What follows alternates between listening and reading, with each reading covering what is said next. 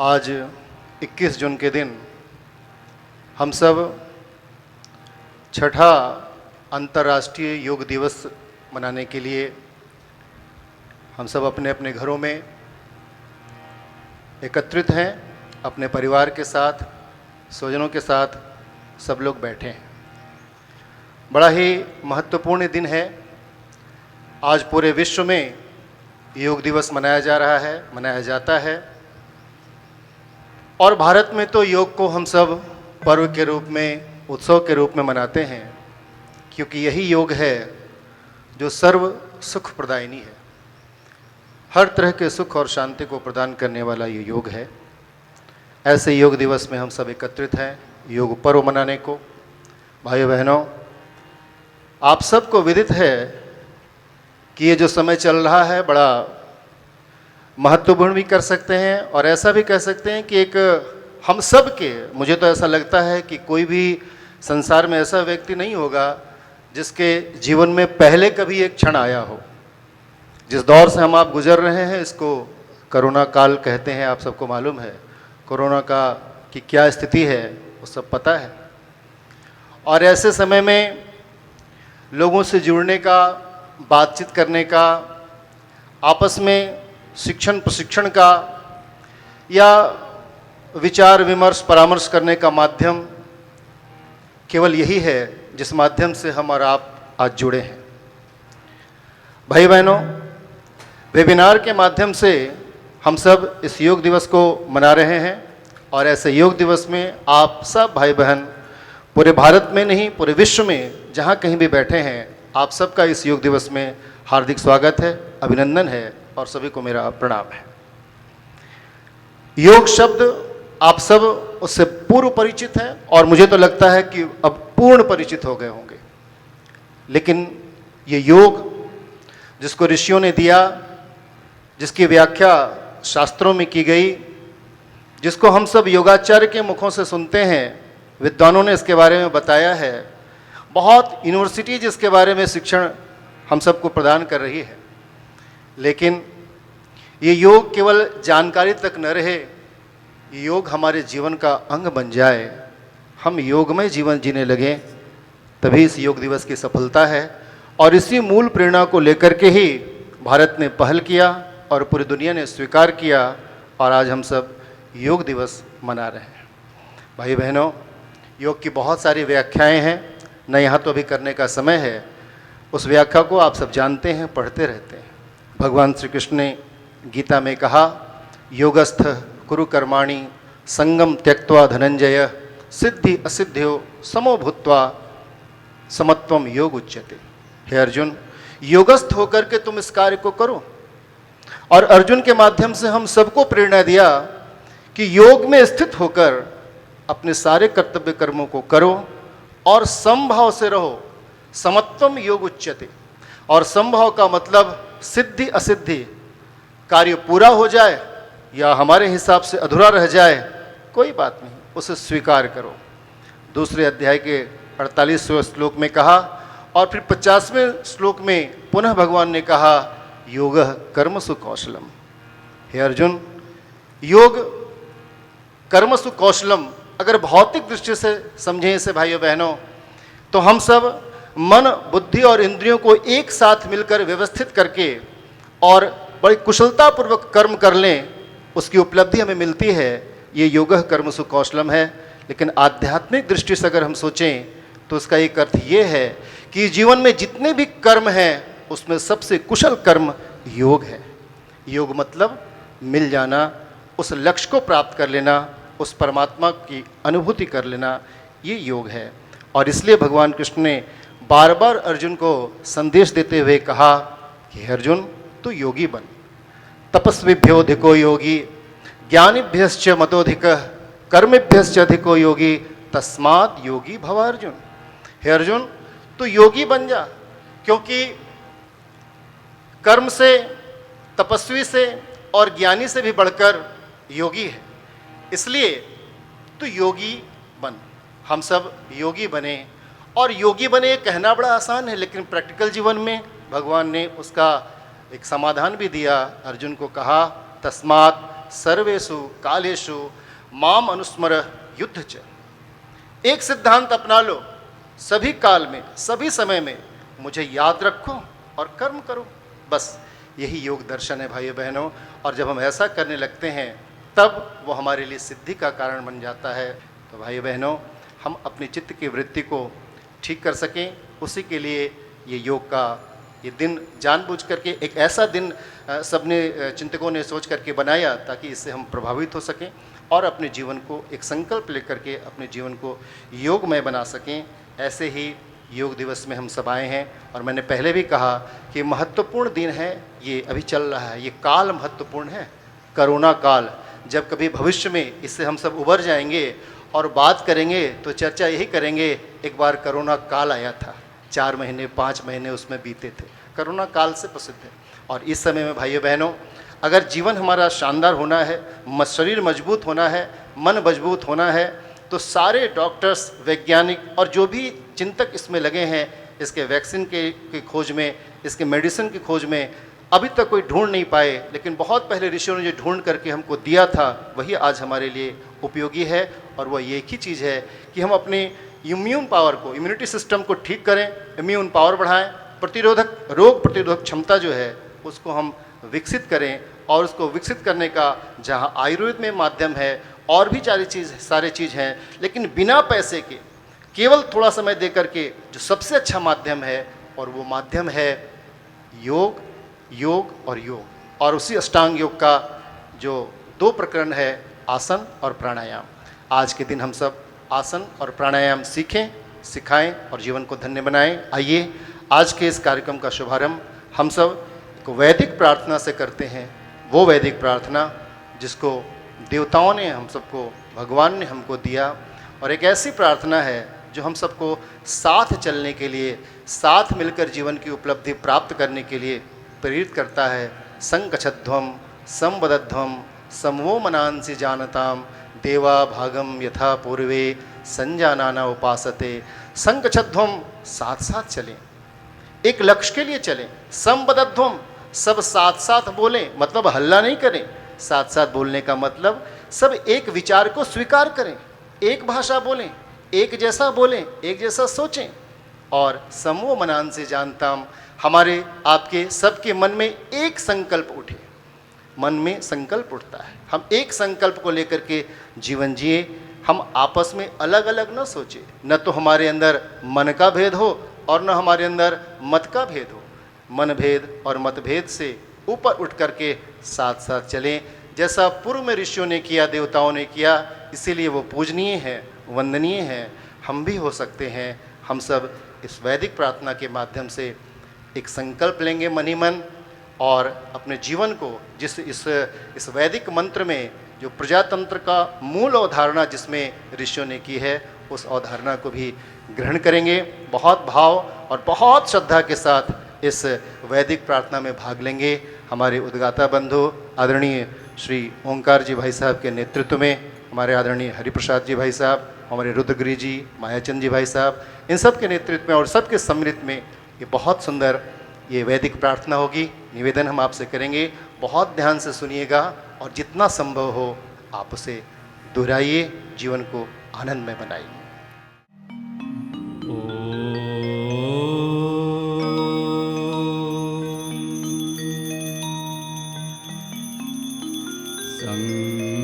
संघच्छध्वं संवदध्वं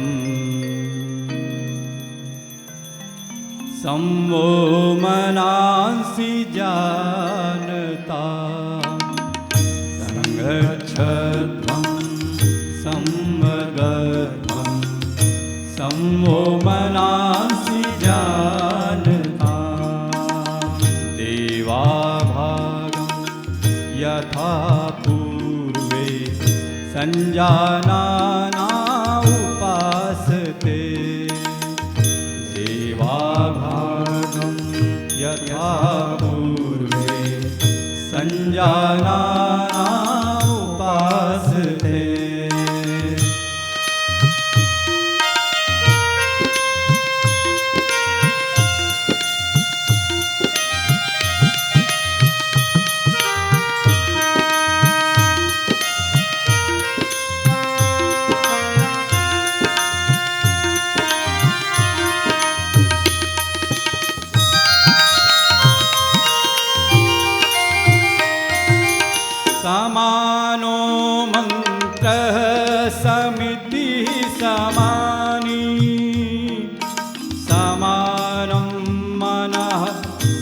चित्तमेषाम्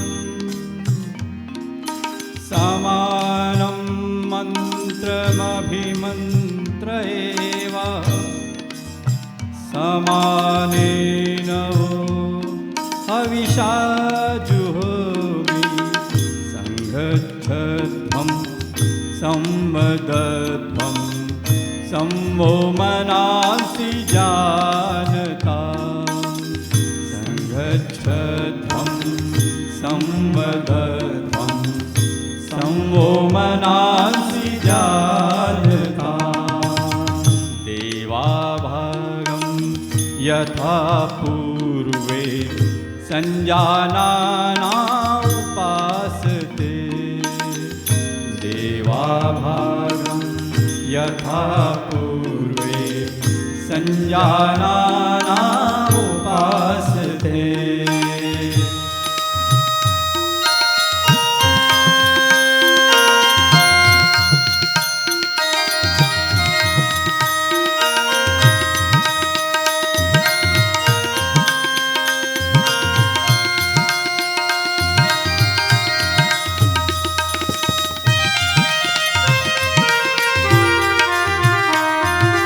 समानीव आकृतिः समानाधिदयानिव समानमस्तु मनो यथा सुसहासति संगच्छध्वं संवदध्वं संवो मनांसि जानताम् संगच्छध्वं संवदध्वं संवो मनांसि जानताम् देवाभागं यथा पूर्वे संजानाना उपासते देवाभागं यथा पूर्वे संजानाना उपासते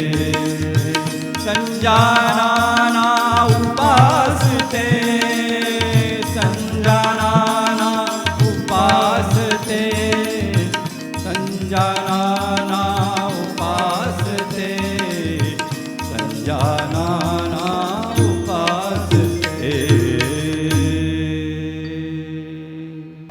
भाइयों बहनों, बहुत प्रेम से, बहुत श्रद्धा से आप सबने इस वैदिक प्रार्थना में भाग लिया। मुझे विश्वास है आप इसे दोहरा भी रहे होंगे, इसके अर्थ को भी समझ रहे होंगे। आइए अब हम सब अपने अंदर के संकल्प को जागृत करें और एक संकल्प गीत अभी यहाँ से गाया जाएगा। बहुत प्यारा गीत है, पुरानी धुन भी है और मुझे ऐसा विश्वास है कि गायत्री परिवार के जो लोग उसको सुन रहे होंगे, देख रहे हैं, वो बहुत मस्ती में से दोहराएंगे भी और दोहराना भी चाहिए। बहुत प्यारा गीत है। घर घर तक इस योग को हम पहुंचाएं। ये आसन प्राणायाम केवल मुझे उसका लाभ न मिले, बल्कि हर व्यक्ति उसका लाभ उठा सके। हर नर नारी बालक वृद्ध सब इससे लाभान्वित हो सकें। उसके लिए संकल्प लेना होगा कि घर घर योग सिखलाएंगे, योग पहुंचाएंगे, योग के लिए प्रेरित करेंगे और योग में जीवन सबका कर देंगे। आइए इसी प्रेरणा को ग्रहण करेंगे। बहुत सुंदर और बहुत शानदार और हमारे अंदर के योग करने की उस स्थिति को ला देने वाला ये बहुत प्यारा गीत है। बहुत प्यार से सुनेंगे। घर घर योग सिखाएंगे। आज वर्तमान समय की सबसे बड़ी आपदा कोरोना को अगर हराना है तो जिंदगी में कुछ आसन प्राणायाम और ध्यान को अपनाना होगा। प्रतिरोधक क्षमता बढ़ाएं, इम्यून सिस्टम को बढ़ाएं। आसन प्राणायाम से स्वस्थ हर इंसान होगा। सूर्योदय के ध्यान से घर घर में योग सिखाएंगे हम बदलेंगे जमाना। घर घर में योग सिखाएंगे हम बदलेंगे जमाना। बदलेंगे जमाना, हम बदलेंगे जमाना। बदलेंगे जमाना हम बदलेंगे जमाना। बदलेंगे जमाना, हम बदलेंगे जमाना। बदलेंगे जमाना हम बदलेंगे जमाना। घर घर में योग सिखाएंगे हम बदलेंगे जमाना। घर घर में योग सिखाएंगे हम बदलेंगे जमाना।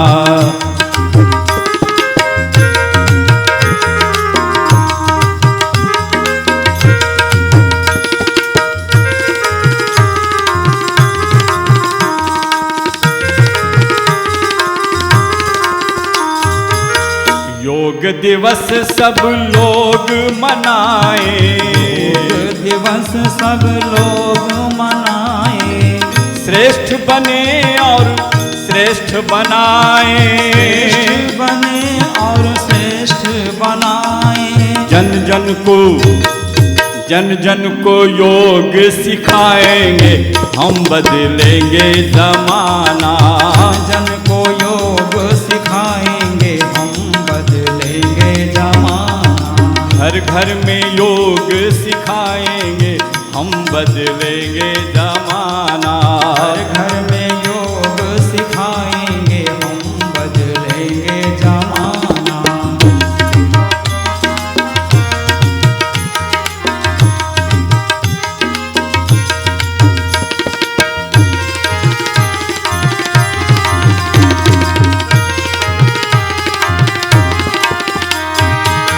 योग से अपना तेज बढ़ाएं। योग से अपना तेज बढ़ाएं। मन में नव उल्लास जगाएं। मन में नव उल्लास जगाएं। तन मन से रोग भगाएंगे हम बदलेंगे जमाना। तन मन से रोग भगाएंगे हम बदलेंगे जमाना। घर घर में योग सिखाएंगे हम बदलेंगे जमाना। घर घर में योग सिखाएंगे हम बदलेंगे जमाना।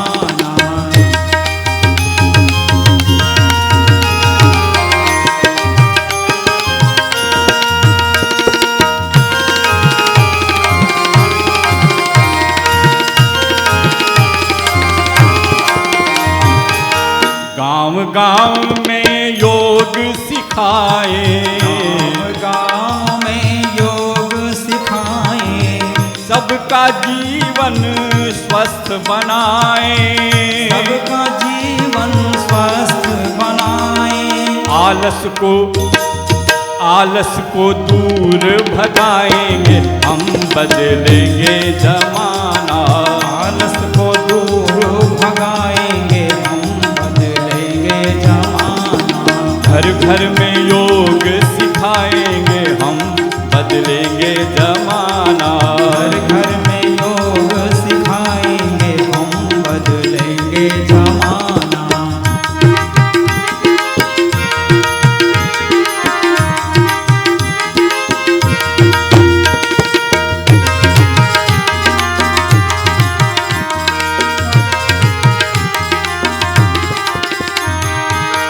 योग से अपना देश सजेगा। योग से अपना देश सजेगा। योग से शुभ सद्ज्ञान जगेगा। योग से शुभ सद्ज्ञान सजेगा। धरती को स्वर्ग बनाएंगे हम बदलेंगे जमाना। धरती को स्वर्ग बनाएंगे हम बदलेंगे जमाना। घर घर में योग सिखाएंगे हम बदलेंगे जमाना। घर घर में योग सिखाएंगे हम बदलेंगे जमाना। बदलेंगे जमाना, हम बदलेंगे जमाना। बदलेंगे जमाना हम बदलेंगे जमाना। बदलेंगे जमाना, हम बदलेंगे जमाना। बदलेंगे जमाना, हम बदलेंगे जमाना।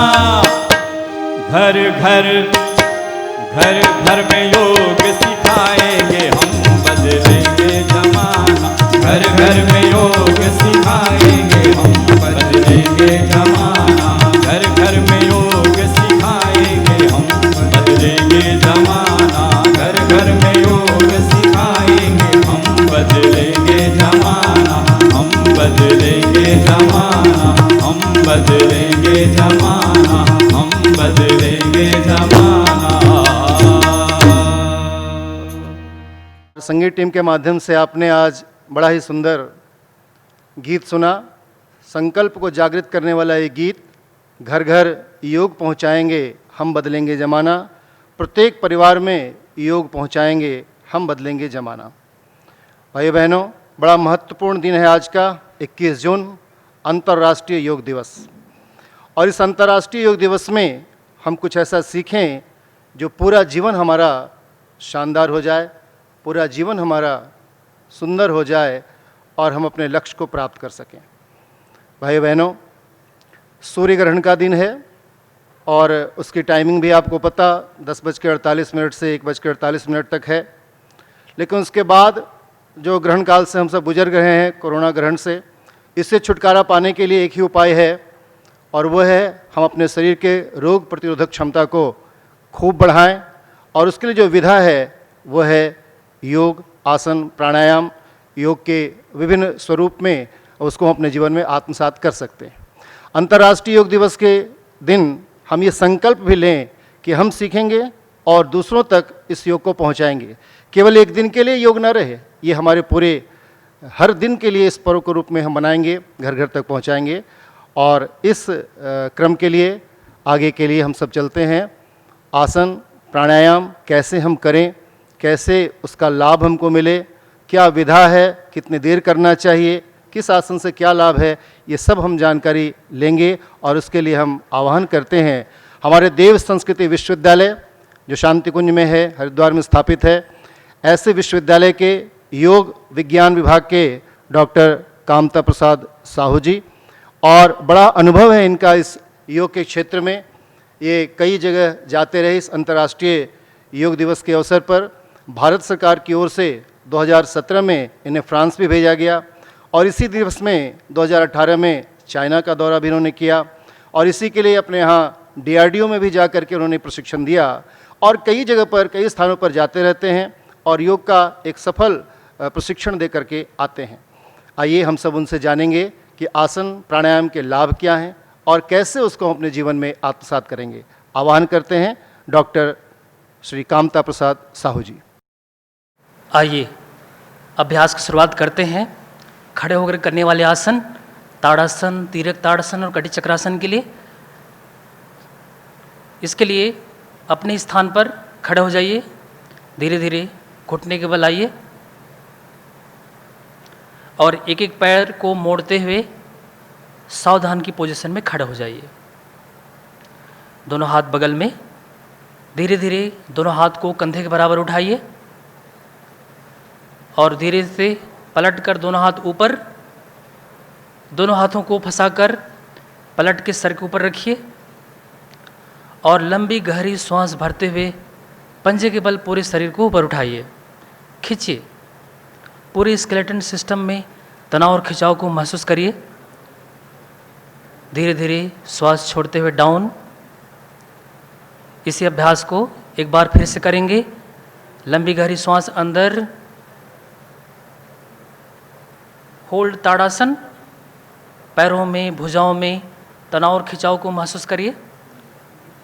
आंखें खुली रहेगी, एक बिंदु पर कंसंट्रेशन। धीरे धीरे वापस। इसी क्रम में अगला अभ्यास, दोनों पैरों के बीच में 1 से 1.5 फीट की दूरी। दोनों हाथ को सीधा खड़ा रखिए और पहले करेंगे साइड बेंच चक्रासन। हाथों की भुजाओं में दर्द है, उस दर्द को सामान्य करने के लिए स्टार्ट। नंबर 1, 2, दूसरी साइड, 3, 4। पूरे मस्ती के साथ साइड के मांसपेशियों में तनाव खिंचाव को महसूस करिए। अब धीरे से वापस आइए, रिलीज। अगला अभ्यास तीरक ताड़ासन। तीरक ताड़ासन के लिए दोनों हाथ को पुनः कंधे के बराबर उठाइए और धीरे धीरे दोनों हाथ ऊपर, दोनों हाथों को फंसाकर सीधा तान के रखिए और लंबी गहरी सांस भरते हुए लेफ्ट बाएं साइड की तरफ बेंड करिए। श्वास लेते हुए बीच में, श्वास छोड़ते हुए राइट साइड, पुनः श्वास भरते हुए बीच में 1, छोड़ते हुए दूसरी साइड 2, थोड़ी देर के लिए होल्ड। साइड की मांसपेशियों में तनाव खिंचाव को महसूस करिए। पुनः श्वास लेते हुए बीच में और एक बार पुनः दूसरी साइड, एक पल के लिए होल्ड। अब धीरे धीरे वापस, धीरे से वापस, हाथ नीचे, रिलैक्स, सामान्य श्वास। इसी क्रम में करेंगे अगला अभ्यास कटी चक्रासन। कटी चक्रासन के लिए पहले दोनों हाथों को कंधे के बराबर खड़ा रखते हुए वार्म अप करिए। लेफ्ट राइट 5 से 7 बार इस क्रिया को रिपीट। लेफ्ट राइट, कंधों की, गर्दन की, कमर के मांसपेशियों की स्टिफनेस को खोलिए। कटी चक्रासन के लिए अपने आप को फिजिकली और मेंटली तैयार करिए। रिलीज। अब धीरे से हाथ नीचे। अब पुनः धीरे धीरे दोनों हाथ कंधे के बराबर, लंबी गहरी श्वास अंदर, श्वास छोड़ते हुए लेफ्ट साइड की तरफ ट्विस्ट करिए। एक हाथ शोल्डर पर, एक हाथ कमर पर, दृष्टि पैर की एड़ी में। पुनः श्वास लेते हुए बीच में 1, श्वास छोड़ते हुए दूसरी साइड 2, होल्ड। कटी चक्रासन। रिलीज। दोनों हाथ कंधे के बराबर। अब धीरे से हाथ नीचे, रिलैक्स। फिर से लंबी गहरी सांस लीजिए, छोड़िए। आपकी कमर में, भुजाओं में एक सकारात्मक प्रेशर दिया गया है। इस तनाव खिंचाव को महसूस करिए। अब इस प्रेशर को नॉर्मल करने के लिए करेंगे त्रिकोण आसन। त्रिकोण आसन के लिए दोनों पैरों के बीच में 1 से 1.5 फीट की दूरी ही रहेगी। दोनों हाथ कंधे के बराबर उठाइए। लंबी गहरी श्वास छोड़ते हुए कमर से झुकिए और दाहिने हाथ को बाएं साइड की तरफ ले जाते हुए 1, दूसरे साइड 2, 3, 4, 5। अब एक साइड होल्ड। दोनों हाथों में समानांतर एक सीध में रखिए, दृष्टि ऊपर की तरफ। चेंज, दूसरी साइड। बहुत अच्छा प्रयास। रिलीज। धीरे से वापस, दोनों हाथों को रोटेट करिए। स्कंद चालन क्लॉकवाइज 3 से 5 बार सीधी दिशा में घुमाइए। शोल्डर रीजन की स्टिफनेस को दूर करिए। इस अभ्यास से उत्साह, साहस, धैर्य, मनोबल, विश्वास की अभिवृद्धि होती है और यही वह प्राण शक्ति है जो हमें रोगों से लड़ने की क्षमता प्रदान करती है। धीरे से एक बार कटी चक्रासन, लेफ्ट राइट डायनेमिक। साइड के मांसपेशियों को खोलिए और अगले अभ्यास के लिए फिजिकली और मेंटली अपने आप को तैयार करते जाइए। रिलैक्स। एक पल के लिए फिर से सामान्य श्वास प्रश्वास। इसी क्रम में अगला अभ्यास करेंगे अब वज्रासन। वज्रासन में आने के लिए दोनों पैरों को मिलाइए और सबसे पहले करेंगे एक बार ताड़ासन। धीरे धीरे दोनों हाथ को थाई के ऊपर से उठाते हुए लंबी गहरी श्वास और श्वास छोड़ते हुए फॉरवर्ड बेंडिंग, पाद हस्तासन। कमर से सामने झुकिए। अब धीरे से घुटने को मोड़कर वज्रासन में आइए। रिलैक्स वज्रासन। कमर गर्दन एक सिद्ध में, कंधा ढीला, चेहरा ढीला, पूरा शरीर तनाव रहित, सामान्य श्वास प्रश्वास। इसी क्रम में करेंगे अगला अभ्यास मुष्टिका बंद, दोनों हाथ को सामने कीजिए और अंगूठे को रखते हुए अंदर रखते हुए मुट्ठी बांधिए कस के और छोड़िए। एक श्वास प्रश्वास में एक मोमेंट, 2 से 3 बार इस क्रिया को रिपीट करिए। मुष्टिका बंद। इसी क्रम में अगला अभ्यास मणिबंध नमन, कलाई को ऊपर और नीचे। श्वास लेते हुए कलाई ऊपर, श्वास छोड़ते हुए नीचे, श्वास भरते हुए 1, छोड़ते हुए 2। अगला अभ्यास मणिबंध चक्र, मुट्ठी बांधकर कलाई को क्लॉकवाइज 3 टाइम्स घुमाइए, 3 बार सीधी दिशा में और 3 बार उल्टी दिशा में घुमाइए, रिवर्स। दोनों डायरेक्शन में बराबर मात्रा में होने के बाद अब धीरे से हाथ को नीचे रखिए, रिलैक्स।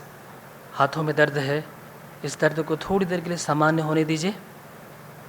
अगला अभ्यास इसी क्रम में कोहनी नमन, इसके लिए पुनः दोनों हाथ को सामने और पलटकर हथेलियाँ ऊपर, कोहनी को मोड़िए और श्वास लेते हुए बाहर की तरफ 1, श्वास छोड़ते हुए अंदर 2, 1, 2, 3, 4। इसी अभ्यास को बाहर से साइड से 1 बाहर की तरफ, 2 अंदर, 1, 2।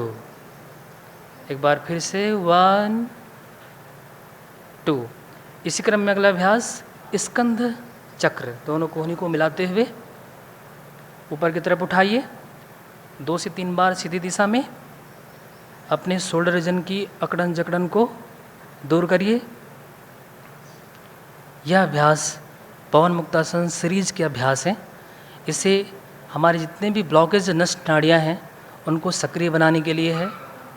विपरीत दिशा में, उल्टी दिशा में घुमाइए। दोनों डायरेक्शन में बराबर मात्रा में होने के बाद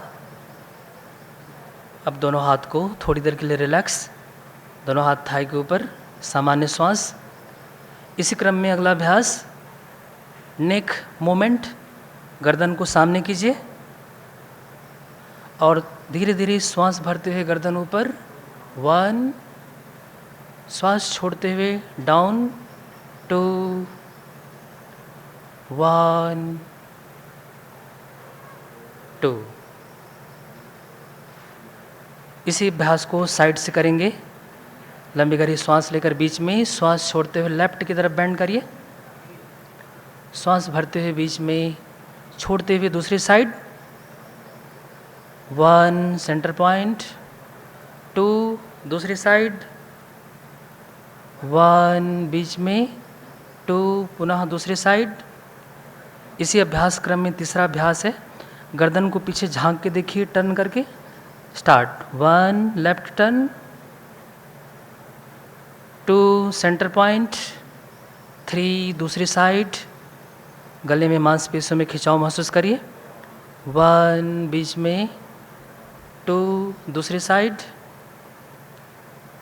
3। अब इसी अभ्यास क्रम में चौथा अभ्यास है ग्रीवा चालन, क्लॉकवाइज सीधी दिशा में घुमाइए, श्वास लेते हुए गर्दन को ऊपर की तरफ उठाइए और श्वास छोड़ते हुए डाउन, 2 से 3 बार सीधी दिशा में घुमाइए। ध्यान रहे गर्दन की मांसपेशियाँ बहुत ही नाजुक होती है, कहीं ज़्यादा ना खिंच जाए, इस बात का ध्यान रखते हुए रिवर्स उल्टी दिशा में घुमाइए, दोनों डायरेक्शन में बराबर मात्रा में। इस अभ्यास से सर्वाइकल स्पॉन्डिलाइटिस की प्रॉब्लम, माइग्रेन, हेडेक की समस्याएं दूर होती है। स्टॉप। अब धीरे से दोनों हाथों को रब करिए, गर्दन की मांसपेशियों में, चेहरे में हाथ को फिराइए, एक हल्की सी मसाज। अब धीरे से रिलीज, दोनों हाथ थाई के ऊपर, लंबी गहरी श्वास।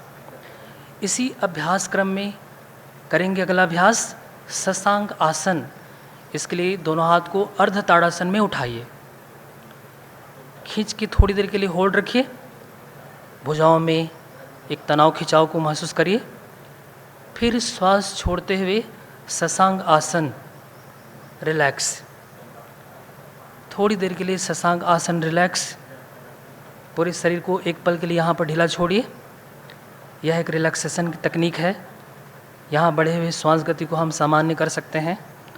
अब यहीं से श्वास भरते हुए धड़ को आगे की ओर बढ़ाइए भुजंग आसन के लिए। भुजंग आसन, पीछे से दोनों पैरों को क्लोज करिए, मिलाइए। एक बार श्वास छोड़ते हुए शशांक आसन में आइए।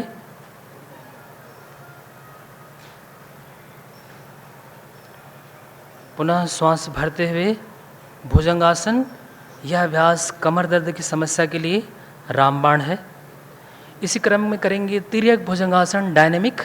पूरी कमर को ट्विस्ट करते हुए लेफ्ट टर्न करिए, फिर चेंज दूसरी साइड। पूरी कमर को ट्विस्ट करते हुए चेंज दूसरी साइड। 5 से 7 बार इस क्रिया को रिपीट। चेंज। अब इसी क्रम में एक बार पुनः भुजंगासन में आइए। होल्ड भुजंगासन। तनाव खिंचाव को महसूस करिए गर्दन में, भुजाओं में, चेस्ट में, एब्डोमिनल रीजन, लंबर रीजन। धीरे से शशांक आसन। शशांक आसन में थोड़ी देर के लिए रिलैक्स। इस बढ़ी हुई श्वास गति को सामान्य कीजिए। गर्दन के मांसपेशियों में तनाव खिंचाव दिया गया है, उसको एक पल के लिए रिलैक्स करिए। नेक्स्ट, अब धीरे धीरे दोनों हाथ ऊपर उठाइए अर्ध ताड़ासन के लिए। धीरे से हाथ नीचे, सामान्य स्थिति में आइए। रिलैक्स। लंबी गहरी श्वास अंदर बाहर। अब इसी अभ्यास क्रम में करेंगे उत्कट आसन। घुटने के बल खड़े हो जाइए और पीछे के पैर के पंजे को खड़ा करते हुए बैलेंसिंग पोज उत्कट आसन में आइए। इसी क्रम में अभ्यास एब्डोमिनल रीजन की प्रैक्टिस, जो गैस, इंडाइजेशन और उदर संस्थान से संबंधित दोषों को दूर करने के लिए करेंगे। उदराकर्षण। दोनों पैरों के बीच में थोड़ी सी गैप रखिए और लेफ्ट ट्विस्ट करते हुए स्टार्ट। 1 लेफ्ट साइड टर्न करिए, 2 दूसरी साइड, 1 2। गर्दन के मांसपेशियों में, पेट में तनाव खिंचाव को महसूस करिए। चेंज। अब इसी अभ्यास क्रम में अगला अभ्यास, सामान्य स्थिति में आइए। जितने भी मानसिक फ्रस्ट्रेशन है, तनाव है, डिप्रेशन है, इन सारी डर को दूर करने वाले अभ्यास काष्ठ तक्षण आसन, लकड़ी काटने वाला अभ्यास। इसके लिए धीरे धीरे दोनों हाथ को ऊपर उठाइए और फोर्सफुली पटकना है। 1 2 3 स्टार्ट। लगातार इस क्रिया को रिपीट। पूरे श्वास को एक्सहेल करिए। अपने आक्रोश को, फ्रस्ट्रेशन को, तनाव को दूर करिए। बहुत अच्छा प्रयास। रिलीज। अब थोड़ी देर के लिए रिलैक्स, दोनों हाथ घुटने में। अब पोजीशन लेते हुए बैठ जाइए। किसान आसन, यह एक रिलैक्सेशन की तकनीक है। इस अभ्यास से जितनी भी हमारी थकान है, पीड़ाएं हैं, वो दूर हो जाती है। अब तक के अभ्यास के प्रभाव को महसूस करिए। आपके पैरों में, हाथों में, गर्दन में, कमर में, सभी जगह पर एक सकारात्मक तनाव खिंचाव को दिया गया है। पूरी तरह से फिजिकली और मेंटली प्रिपेयर हो चुके हैं। इसी क्रम में अगला अभ्यास करेंगे पीठ की मसाज। इसके लिए एक बार दंडासन में बैठिए, दोनों पैर को सामने। रिलैक्स दंडासन, दोनों हाथ बगल में। एक पल के लिए यहाँ पर भी रिलैक्स। अब धीरे से शवासन में लेट जाइए, पोजीशन लेते हुए। यह एक कंप्लीट रिलैक्सेशन है। इस शवासन से हम फिजिकली, मेंटली और इमोशनली रिलैक्स होते हैं। इसी लेट कर करने वाले अभ्यास में करेंगे पृष्ठ संचलन, पीठ की मसाज। इसके लिए दोनों पैरों को मिलाइए, दोनों पैर के घुटने को मोड़िए और दोनों हाथों से फिंगर लॉक। अब धीरे धीरे पीठ की मसाज दीजिए, स्पाइनल कॉर्ड को एक्टिवेट करिए। यह अभ्यास कितने भी शारीरिक थकान और पीड़ाएं हो, सबको दूर किया जा सकता है। जिसको स्पाइन में प्रॉब्लम है उनको इस अभ्यास से बचना चाहिए। इसी अभ्यास को साइड से एक बार लेफ्ट साइड, फिर राइट साइड, लेफ्ट राइट, इस अभ्यास को 8 से 10 बार किया जा सकता है।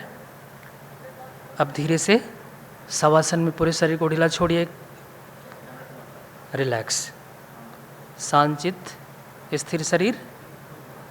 इस पीठ की मसाज से आपके इड़ा पिंगला नाड़ियाँ, जिसे सिंपैथेटिक पैरासिम्पैथेटिक नर्व्स कहते हैं, सक्रिय किया गया है। यहाँ की सारी थकान को, पीड़ाओं को एक पल के लिए दूर किया गया है। अब करेंगे अभ्यास साइड से रिलैक्स। इसे कहते हैं विष्णु आसन। लेफ्ट बाएं करवट लेते हुए रिलैक्स।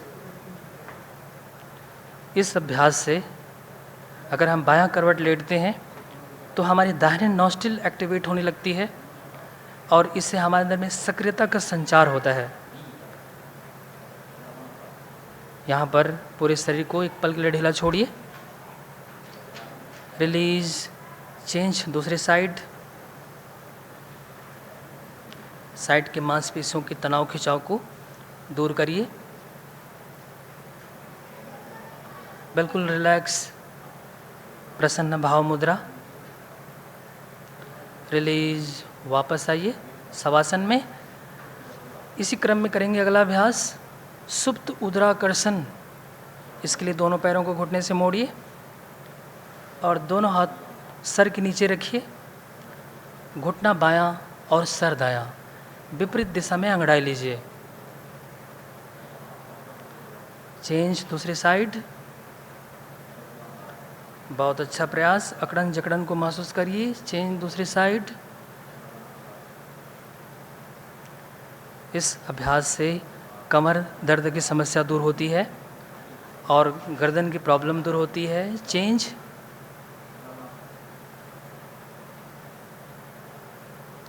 रिलीज। पुनः शवासन में रिलैक्स। एक पल के लिए पुनः शांतचित्त, स्थिर शरीर। हर अभ्यास के बाद कॉन्शियसली लंबी गहरी श्वास लीजिए, छोड़िए। इससे हमारी बढ़ी हुई श्वास गति भी सामान्य होती है और जीवनी शक्ति, प्राण शक्ति, उत्साह, साहस, मनोबल का संचार होने लगता है। अब धीरे से बाएं करवट लेते हुए उठ के बैठिए।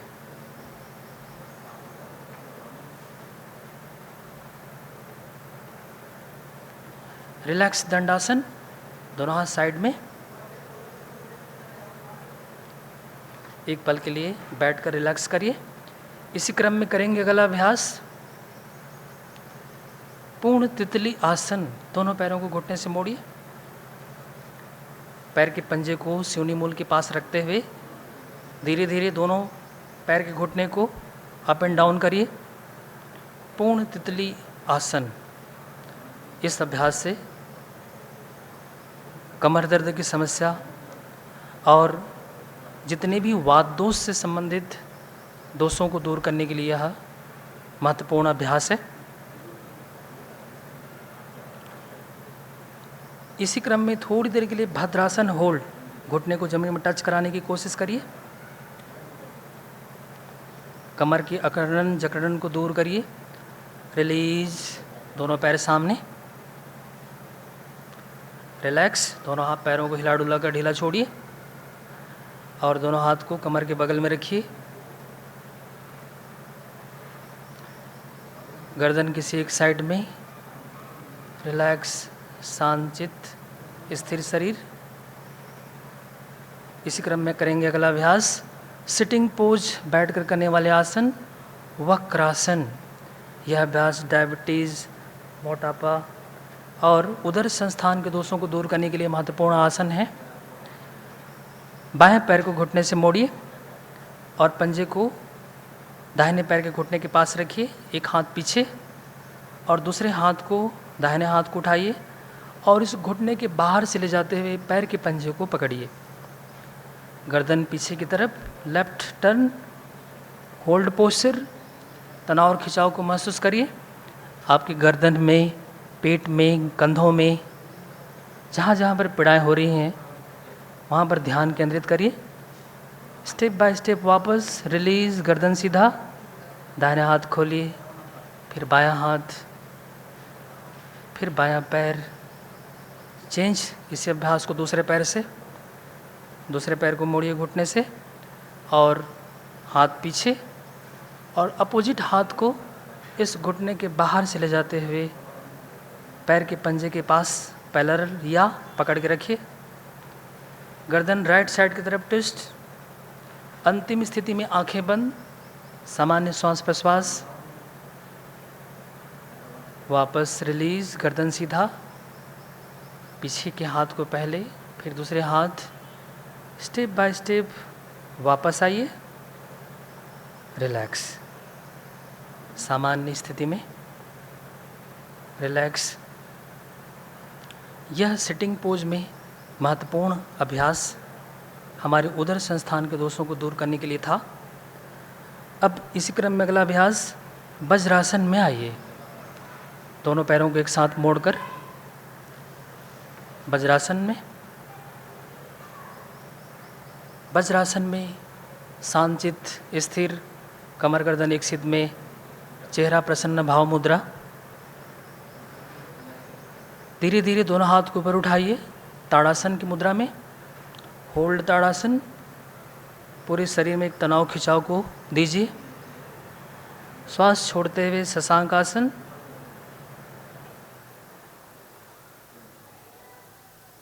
एक पल के लिए रिलैक्स शशांक आसन। अब धीरे धीरे धड़ को आगे की ओर बढ़ाते हुए पुनः भुजंगासन। भुजंगासन में दोनों पैर पीछे से मिला हुआ, गर्दन ऊपर। तिर्यक भुजंगासन। गले को टर्न करते हुए पीछे झांक के देखिए, पैर के एड़ी को। चेंज राइट साइड की तरफ। साइड के मांसपेशियों में तनाव खिंचाव को महसूस करिए। फिर पुनः भुजंगासन और श्वास छोड़ते हुए शशांक आसन वापस।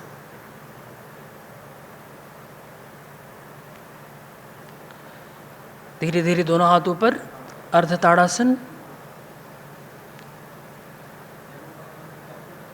उत्कट आसन। अगला अभ्यास दोनों हाथ को जोड़कर सीने के पास, घुटने के बल, पैर के पंजे के बल खड़ा होते हुए।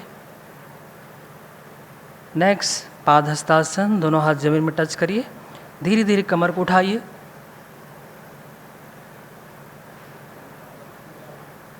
अब धीरे धीरे दोनों हाथ ऊपर, ताड़ासन। पूरे पंजे के बल शरीर को खींचिए। होल्ड ताड़ासन। ब्रह्मांडीय ऊर्जा को खींचकर धारण करने के भाव करते हुए ओम उच्चारण के साथ में वापस आइए।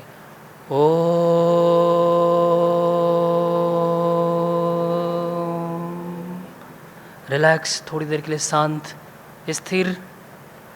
यह अभ्यास पूरी तरह से फिजिकली, मेंटली प्रिपेयर होने के लिए महत्वपूर्ण अभ्यास है।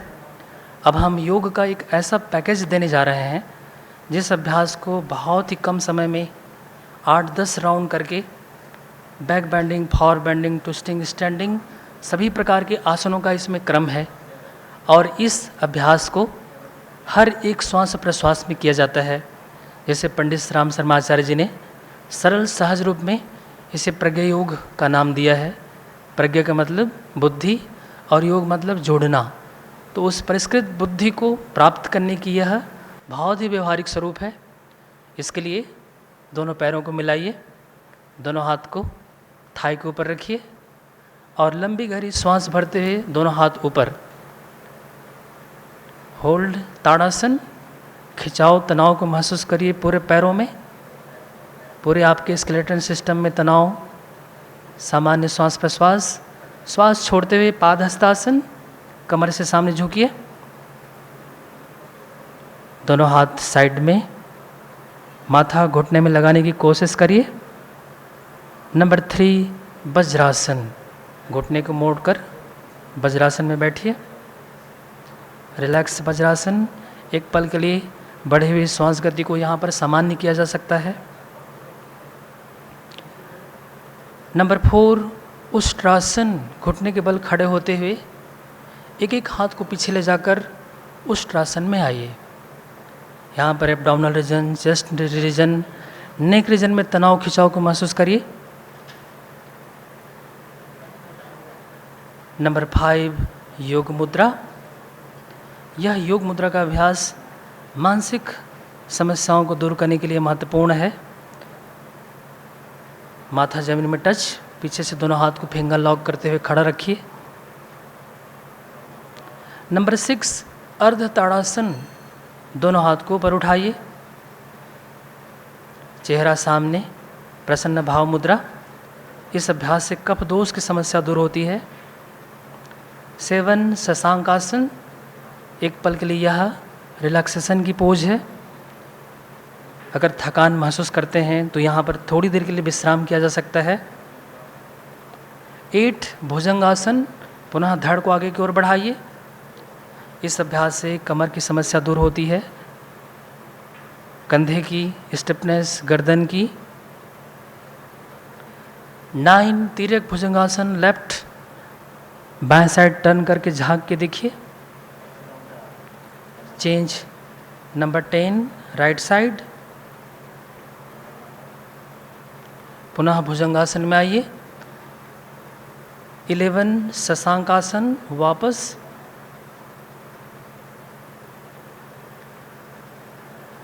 12 अर्धताड़ासन, दोनों हाथ ऊपर, सामान्य श्वास प्रश्वास।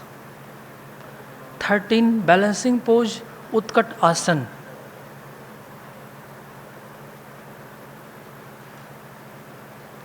पूरे शरीर को बैलेंस बनाइए। इस अभ्यास से थोड़ी देर के लिए हमें स्थिरता की अनुभूति होती है। अगर इसको हम कंट्रोल कर लेते हैं तो हमारी एकाग्रता बढ़ जाती है। 14 पादहस्तासन, दोनों हाथ जमीन में टच, धीरे धीरे कमर को उठाइए। पादहस्तासन, सामान्य श्वास प्रश्वास। नेक्स्ट दोनों हाथ ऊपर, ताड़ासन 14। यह 15 नंबर का अभ्यास ताड़ासन, पूरे शरीर में तनाव खिंचाव। और 16 ओम उच्चारण करते हुए वापस ओ।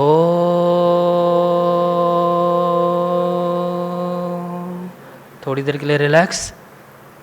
इस अभ्यास को अपनी शारीरिक क्षमता और समय अनुसार 8, 10 या 16 राउंड किया जा सकता है। यह एक ऐसा पैकेज है कि इससे back bending, forward bending, twisting, standing, एक में श्वास लेते हैं दूसरे में श्वास छोड़ते हैं। यह एक ऐसा पैकेज है जिसको हम बहुत कम समय में अधिक से अधिक लाभ ले सकते हैं, क्योंकि इस शरीर की सारे अकड़न जकड़न को जब हम दूर करते हैं तो हम उत्साह साहस से भर जाते हैं। और यही वह प्राण शक्ति, आत्मबल, मनोबल है जो हमें रोगों से लड़ने की क्षमता प्रदान करती है। यह इतना समग्र पैकेज है। इस अभ्यास को नर, नारी, वृद्ध और छोटे बच्चे से लेकर कोई भी बीमार व्यक्ति भी इस अभ्यास को कर सकता है, अपनी शारीरिक क्षमताओं को ध्यान में रखते हुए। अब इसी क्रम में करेंगे अगला अभ्यास। धीरे से अपनी पोजीशन पे बैठ जाइए, दोनों हाथ सामने, एक एक पैर के घुटने को मोड़ते हुए वज्रासन में आइए। शांतचित्त वज्रासन भी एक रिलैक्सेशन की पोज है। यहाँ पर हमारी स्पाइनल कॉर्ड बिल्कुल एक सिद्ध में हो जाती है। कंधा ढीला, चेहरा ढीला। अब दोनों हाथ साइड में रखिए, लेफ्ट दोनों पैरों को एक साथ मोड़ते हुए दंडासन में आइए। और प्राणायाम के लिए ध्यानात्मक आसन में बैठने के पहले एक बार पूर्ण तितली आसन करिए। पैरों की अकड़न जकड़न को दूर करिए। इस अभ्यास को कर लेने से हम आसानी से पद्मासन, सुखासन, स्वस्तिकासन, सिद्धासन, जिसमें हम कंफर्टेबल फील कर सकते हैं, उस आसन में हम बैठकर प्राणायाम कर सकते हैं। रिलीज, दोनों पैर को सामने रखिए, पैरों को हिला डुला कर अकड़न जकड़न को दूर करिए। अब एक एक पैर को मोड़ते हुए पद्मासन या अर्ध पद्मासन में आइए। आसन के अभ्यास के बाद प्राणायाम का क्रम शुरू होता है। प्राणायाम में षटकर्म के अंतर्गत मस्तिष्क प्रदेश के शोधन के लिए करेंगे कपालभाति। दोनों हाथ को घुटने में रखिए और फोर्सफुली श्वास को बाहर छोड़िए। 8 से 10 बार इस क्रिया को रिपीट। स्टार्ट। श्वास बाहर, पेट अंदर। जितनी मात्रा में हम छोड़ते हैं उतनी मात्रा में हम अंदर ले लेते हैं। आप छोड़ने में ध्यान केंद्रित करिए।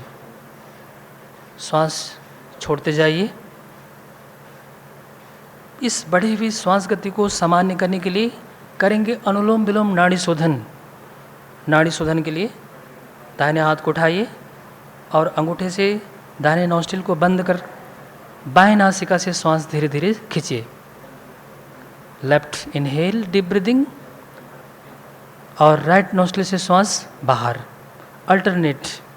इसी अभ्यास को 2 से 3 बार रिपीट करिए। लेफ्ट लेना है, राइट छोड़ना है, राइट लेना है, लेफ्ट छोड़ना है। यह हमारी बढ़ी हुई श्वास गति को सामान्य करने के लिए है। इससे 72,000 नाड़ियों का शोधन होता है। अब धीरे से रिलीज। दोनों हाथ पुनः घुटने के ऊपर। फिर से 8-10 बार कपालभाति। स्टार्ट। फोर्सफुली श्वास बाहर। यह कपालभाति का अभ्यास प्रच्छर्दन विधारणाभ्याम व प्राणस्य।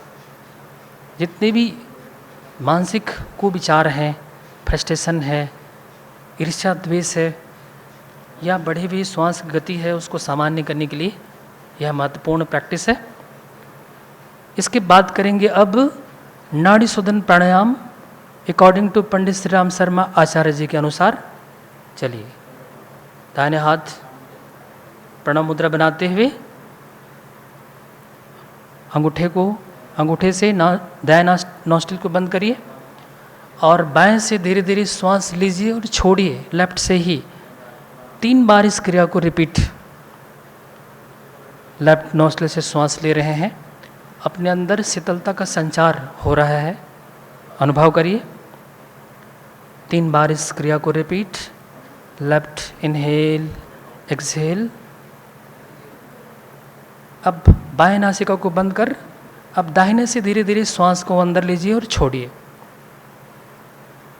3 बार इस क्रिया को रिपीट करिए। दाहिने नासिका से श्वास ले रहे हैं, छोड़ रहे हैं, अपने अंदर उष्णता का संचार अनुभव करिए। इस दौरान कंधा ढीला, चेहरा ढीला, पूरा शरीर तनाव रहित।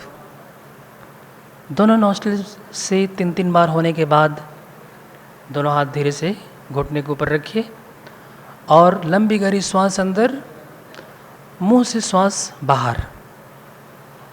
यह नाड़ी शोधन प्राणायाम का एक चक्र पूरा हुआ।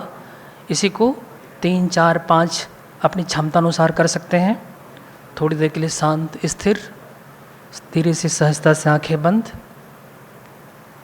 इसी क्रम में अगला प्राणायाम भ्रामरी प्राणायाम।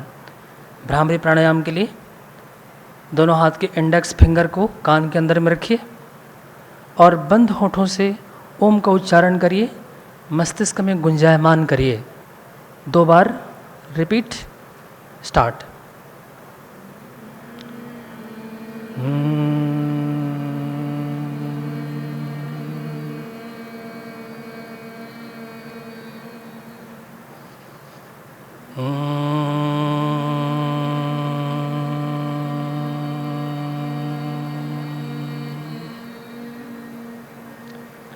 अब धीरे से रिलीज। हाथ नीचे, ध्यान मुद्रा। दोनों हाथ गोद में, दोनों हाथ गोदी में रखिए। कंधा ढीला, चेहरा ढीला, पूरा शरीर तनाव रहित। स्थिरम सुखम आसनम। कमर गर्दन एक सिद्ध में। समम काय शिरोग्रीवम धैर्यम चलम स्थिरः। सिर गर्दन को एक सिद्ध में रखकर अनंत परमात्मा में मन को लगाने का नाम आसन है। प्राणायाम के माध्यम से अपने प्राणिक शरीर को बैलेंस कर चुके हैं। प्रत्याहार कीजिए, आँख को बंद करके आँख के विषयों को रोकिए। शांत कोलाहल रहित वातावरण बनाते हुए कान के विषयों को रोकिए। स्विषया संप्रयोगे चित्त स्वरूपानुकार इवेन्द्रियाणाम प्रत्याहारः। बाहर की इंद्रियां रुक चुकी है, अब अंतः वृत्तियों पर मन को लगाइए। देश बंधस चित्तस्य धारणा, अपने अंदर के उथल पुथल जो विचार की उथल पुथल है वहाँ पर मन को स्थिर करिए। उसके कारणों को जानने की कोशिश करिए कि वह विचार क्यों बार बार अटैक कर रहे हैं। विचारों के शांत होने के बाद अब बाह्य धारणा, उगता हुआ स्वर्णिम सूर्य पर धारणा बनाइए। उगता हुआ स्वर्णिम सूर्य, पहाड़ी के पीछे से झांकता हुआ स्वर्णिम सूर्य, जीवनी शक्ति के स्रोत, उगता हुआ स्वर्णिम सूर्य, उसकी स्वर्णिम लालिमा को विजुलाइज करिए। तत्र प्रत्यक्तांता ध्यानम,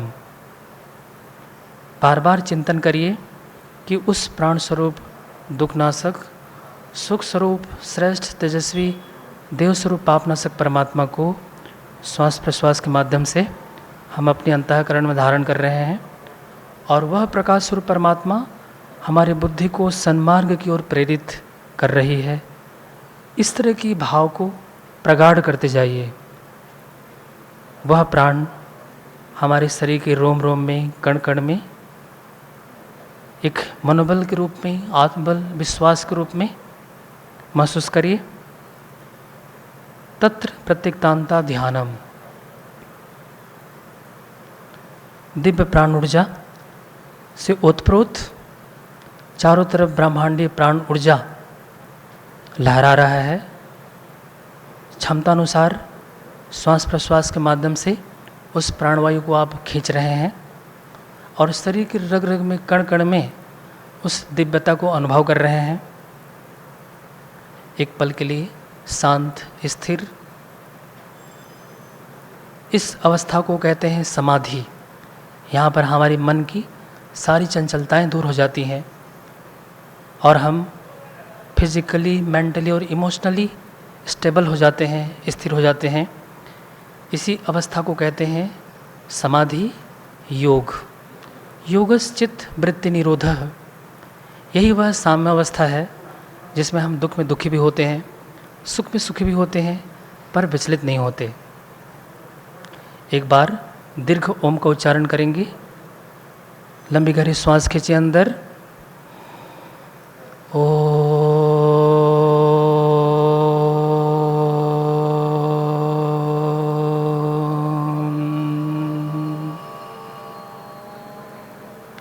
अब इस मेडिटेशन से बाहर आइए, दोनों हाथों को रब करिए,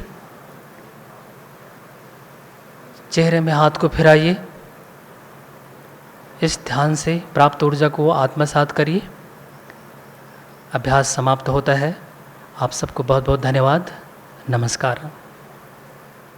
भाइयों बहनों, अभी आपने आसन और प्राणायाम के द्वारा योग को अपने जीवन में कैसे उतारें, ये प्रशिक्षण हमारे देव संस्कृति विश्वविद्यालय के छात्र छात्राओं के द्वारा आपने देखा, सुना और हमारे डॉक्टर कामता प्रसाद साहू जी ने उसका पूरा मार्गदर्शन आपको दिया।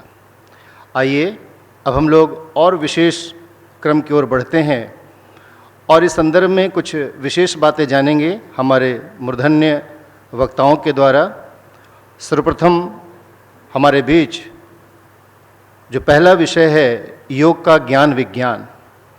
क्या है योग का ज्ञान और विज्ञान और आज के समय में उसकी कितनी आवश्यकता है, क्यों इतना महत्वपूर्ण है, इस विषय के बारे में जानेंगे। हम सबके आदरणीय युवा दिलों के, इनको हम सब युवा के आइकॉन कहते हैं, आदरणीय डॉक्टर चिन्मय पंड्या जी से, जो हमारे देव संस्कृति विश्वविद्यालय के प्रतिकुलपति हैं, और हर विषय पे बहुत स्पष्ट जिनका मार्गदर्शन होता है, आइए हम उन्हीं से निवेदन करेंगे कि हमको योग के ज्ञान और विज्ञान के बारे में जानकारी दें, बताएं। आदरणीय डॉक्टर साहब। भाई और बहनों और प्यारे मित्रों, सभी को अंतर्राष्ट्रीय योग दिवस के शुभ अवसर पर बहुत सारी भाव भरी मंगल कामनाएं और शुभकामनाएं। इस बार का जो योग दिवस है वो अत्यंत ही महत्वपूर्ण परिस्थितियों के मध्य पूरी मानवता के सम्मुख आया है। 900 वर्ष के बाद पहली बार इस तरह का सूर्य ग्रहण हम लोग आज देख रहे हैं। और ये जो परिस्थितियां हैं जिसमें खगोलीय दृष्टि से और सामाजिक दृष्टि से नई और नूतन तरह की चुनौतियां मानवता के सम्मुख उपस्थित हैं, उसमें समाधान के रूप में यदि हम किसी एक ओर देखें तो योग अकेला ऐसा है जो समाधान के रूप में निकल करके आता है। आज योग का जो मूल ज्ञान है और जो योग का मूल विज्ञान है उसको स्मरण करने की आवश्यकता पहले की तुलना में कई गुना ज़्यादा हो जाती है, क्योंकि ये जो मनुष्य का जीवन है ये हम लोगों के सामने एक अवसर की तरह से आता है। एक ऐसे अवसर के रूप में आता है जहाँ से अनंत प्रकाश की और अतुलनीय सौभाग्य की यात्रा प्रारंभ होती है। जब भगवद गीता में भगवान श्री कृष्ण अपना विराट रूप अर्जुन के सामने रखते हैं तो वेदव्यास के मुंह से एक बड़ा ही प्यारा वचन निकलता है। वो कहते हैं दिव्य सूर्य सहस्रस्य, एकादश अध्याय में आया है कि 1000 सूर्य यदि एक साथ उदय हो जाएं तो उनका सम्मिलित प्रकाश भी भगवान के प्रकाश की बराबरी नहीं कर सकता।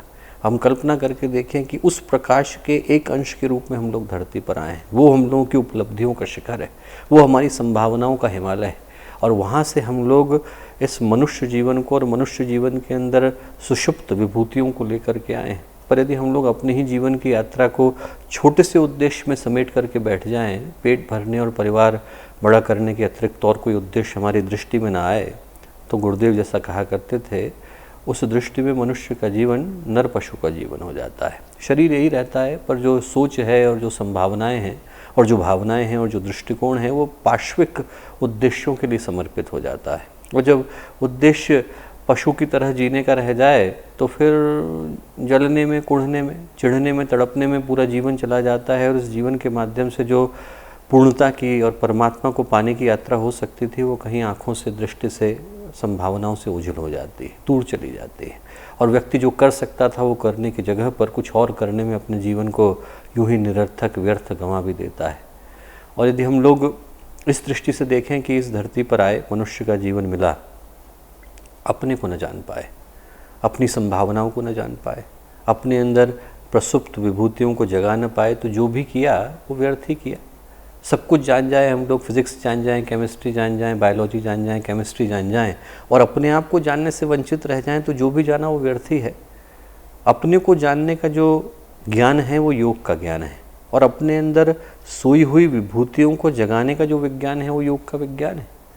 ये जो मनुष्य का जीवन हम लोग कहते हैं वो सही अर्थों में कहें तो दोनों ही संभावनाओं के मध्य तो है। ये जो युग का विज्ञान है इस भारत की भूमि से तब निकल कर के आया जब पूरे विश्व में लोग ढंग से ककहरा बोलना भी नहीं जानते थे। हम लोग पूरे विश्व के सामने दो तरह की ज्ञान की धाराएं रख पाए। एक धारा तो वो जो हमारे से बाहर की ओर बहती है, विज्ञान की धारा।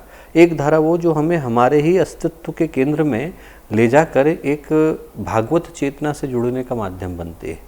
और जो आत्मज्ञान की धाराएं हैं वो इस भारत की भूमि से अहर्निश बही हैं। योगियों की, तपस्वियों की इस भूमि से उस आत्मज्ञान की एक नहीं सहस्रों धाराएं अविच्छिन्न रूप से बहती आ रही हैं। और उन धाराओं में जो धारा सबसे गौरवशाली, सबसे ईश्वरीय है, सबसे पवित्र है, सबसे पुनीत है, वो योग की धारा है। और योग की धारा को हम लोग भारतीय जितने भी ज्ञान हैं उन ज्ञानों में एक सर्वोच्च शिखर का मानते हैं। और इसलिए नहीं मानते क्योंकि उसके माध्यम से व्यक्ति अपनी बीमारी को ठीक कर सकता है। यदि योग मात्र थेरेपी होता और उसके माध्यम से सिर्फ बीमारियां ठीक होती तो एक पैरासीटामोल की गोली में और पातंजलि में क्या अंतर रह जाता। योग भारतीय ज्ञान का सर्वोच्च शिखर और हिमालय इसलिए नहीं है क्योंकि उसके माध्यम से लोगों की बीमारियाँ ठीक हो सकती हैं, वो तो उसका बाई प्रोडक्ट है। योग भारतीय ज्ञान का सर्वोच्च शिखर इसलिए भी नहीं है क्योंकि उसके माध्यम से व्यक्ति जो है अपने शरीर को साध सकता है। यदि उतना ही उद्देश्य होता तो एक नट में, जिम्नास्ट में और पातंजलि में क्या अंतर रह जाता। योग जो है वो भारतीय ज्ञान का सर्वोच्च शिखर है, क्योंकि उसके माध्यम से हम मानवीय संभावनाओं के अंतिम शिखर को छू पाने की सामर्थ्य रखते हैं। इसी मनुष्य जीवन के अंदर सिद्ध संत महात्मा ऋषि मुनि होते हुए उस शिखर को छू लेने की संभावना है जहाँ पर हम ईश्वरीय चेतना की उपस्थिति को महसूस कर सकते हैं। ऊपर व्यक्ति उठे तो परमात्मा बन सकता है और नीचे गिरे तो जानवर बन सकता है। और ये जो दोनों परिवर्तन हैं वो प्रकृति के स्तर पर घटित होते हैं। आकृति तो नहीं बदलती, व्यक्ति की प्रकृति बदल जाती है। संरचना तो नहीं बदलती, पर व्यक्ति की चेतना बदल जाती है। जो कॉन्शियसनेस है वो ट्रांसफॉर्म हो जाती है। और हमारी चेतना को परिवर्तित करने का जो विज्ञान है वो योग का विज्ञान है। योग हमें सिखाता है कि बाहर के बदलाव की जगह पर आंतरिक प्रकृति को बदला जाए, जिसको गुरुदेव ने कहा दृष्टिकोण का परिवर्तन, जिसको गुरुदेव ने कहा आंतरिक कायाकल्प, जिसको गुरुदेव ने कहा मनुष्य का भावनात्मक नवनिर्माण। और वही सही पूछा जाए तो योग का ज्ञान भी है और योग का विज्ञान भी है।